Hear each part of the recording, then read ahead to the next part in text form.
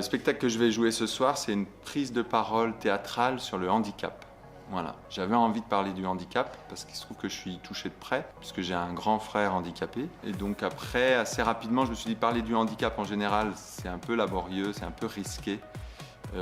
Et du coup, j'ai décidé de parler de ma situation, de ce rapport-là avec mon frère, de ce que ça a impacté dans ma famille.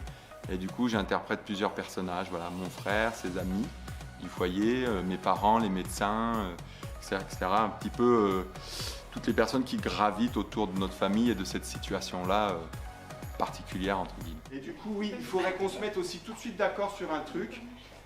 On se donnerait combien de temps ensemble pour traiter du sujet? Je choisis d'appuyer mes créations sur mon vécu. Et c'est l'idée qu'en parlant du trait particulier et en s'appuyant sur le vécu, on peut toucher paradoxalement le plus grand nombre. Parce qu'on rejoint des mécanismes ou des choses que les gens ont aussi partagées, vécues, ressenties. On peut dire aux gens qu'a priori, à l'échelle d'une vie, de ce que moi les spectateurs ont l'air de me redire après, à l'échelle d'une vie, ça dure à peu près 1h30, 1h45, c'est un risque à prendre qui vaut la peine, à l'échelle d'une vie.